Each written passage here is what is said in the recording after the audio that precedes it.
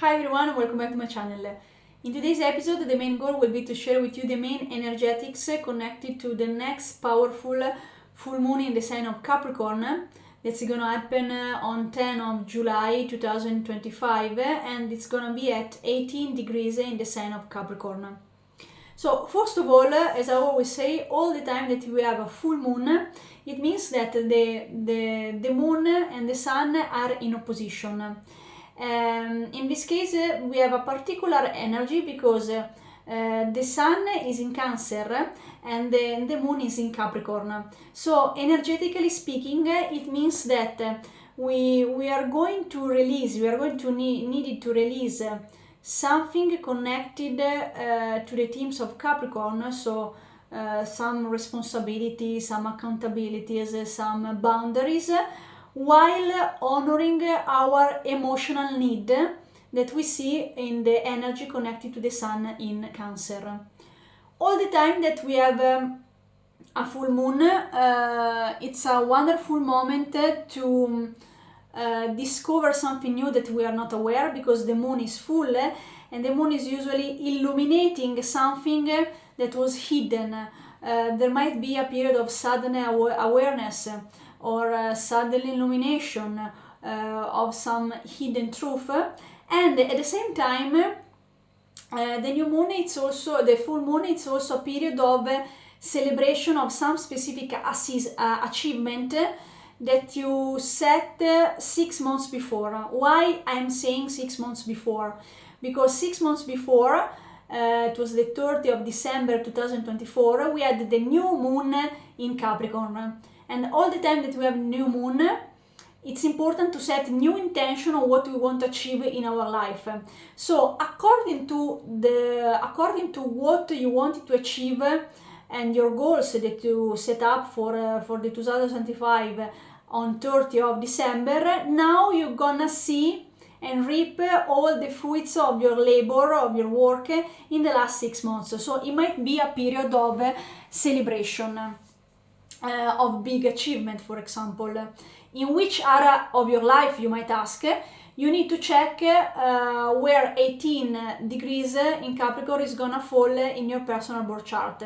It might be, if it's in the 7th house, is something connected to, for example, a business partnership or an engagement connected, it might be an engagement.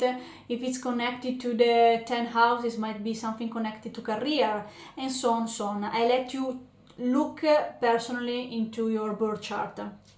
Saying that, if this energy can go both ways. If you work really hard, it might be a wonderful celebration. If maybe you were struggling the last 6 months and you didn't set really properly objectives for your 2025, let's say that you have the time during the week of the 10th of July to reassess and reevaluate what is no longer working in the way that you are working, in the way you are living, for example, your love relationship, and so on, so on. So it's a period of assessment. And I'm saying also assessment because 2 days later, on 12th of July, Saturn in Aries is gonna go retrograde, meaning that starting from 12th of July till 27th of November, this energy, it's an energy that the main focus is introspection, reassessment, reevaluation of some specific goal that we wanted to achieve in our life that we are still a bit struggling to get there. So there might be that, for example, you need to adjust your schedule, you need to adjust the way you are working, and so on and so on. Second aspect, so the ruler of this wonderful full moon is Saturn. So the main themes for this full moon are about responsibility, accountability, boundaries. These are the main 3 themes. And another important aspect that for me it's an amazing aspect to work with during the week of the 10th of July is that this full moon is trining the South Node in Virgo and is trining Mars in Virgo. What does it mean that? It means basically, in simple terms, that it's a wonderful period to release anything that is connected to Virgo. So meaning it's a wonderful period to release old pattern or of perfectionism. It's a wonderful period to work, to let go any kind of outdated way of working. It's a perfect period to release being super critical. It's a wonderful period to let go of overworking, because usually Virgo, it's all about productivity, working so much, perfectionism. So if you have this tendency, this is a wonderful week to work to let go of this kind of tendency. And it's also a wonderful week to work to let go to any kind of old habit that doesn't serve you anymore. And if you want to go really deep in medical astrology, Capricorn is connected to the bones. And so usually in the bones are stored a lot of our traumas, not only personal traumas, but also connected to our family lineage, ancestral traumas. So the week of the 10th of July, it's a wonderful week to work to release any trauma, generational, let's say any generational traumas. So activities like family constellation or any energy work are wonderful to work in that direction. If you want, if you're curious, I'm offering for a discounted price a specific individual session to work and to guide you through this process and help you to release any blockages that you might have in your spine, in your bones. Okay. Another important aspect connected to this Mars in Virgo and South Node in Virgo is connected to the fact that the energy, it's all about being in service to someone, but at the same time, because the focus is releasing, there might be some companies that around the world that they won't like to make readjustment in the way they are working. So you need to expect some, for example, job cuts,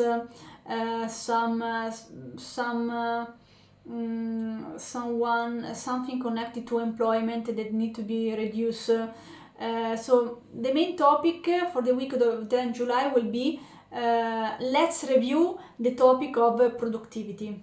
Okay, and because Mars is in Virgo and Mars is connected really to automobile, to cars, there might be also some there might be some announcement about job cuts connected to the automobile market.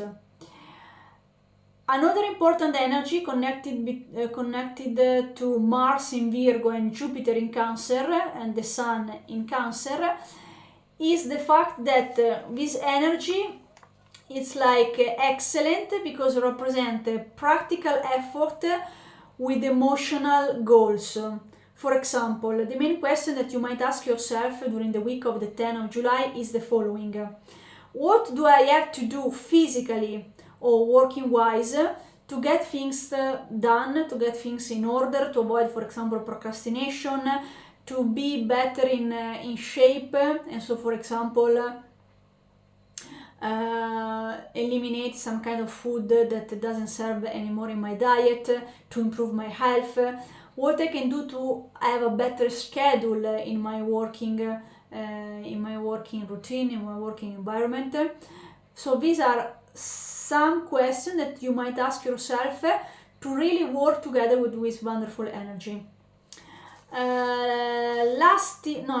Third theme is connected to the fact that this moon is squaring Chiron and Aries. So this energy is bringing like topics connected to vulnerability, connected to courage. So this energy is, it might help a lot of people to heal through authenticity. And while you're connecting through authenticity, what is happening? Is happening that I expect with every full moon in Capricorn that you say, okay, now it's time to let go to a specific job, to a specific situation in my career, or you might start thinking about retirement or changing jobs. So this is usually what is happening according to my experience with friends, with the clients, and so on. So you might expect also this around you. And last but not least, so the main energy is fully connected to Earth energy, Capricorn and Virgo, but we have an element of, I would say, freshness that is represented by Uranus in Gemini and Venus in Gemini. This energy is bringing us like some sudden insight or some changes in relationship and values, and it's an energy that it's really important to focus on communication and to freedom. I trust that this short video was giving you the main insight on how to navigate this energy and how to help you to release something that doesn't serve you anymore in your life, especially connected to your spine and old traumas. If you like the video, please do share and subscribe with your friends. This will allow me to grow this channel. Thank you for the attention and see you to the next episode. Ciao ciao!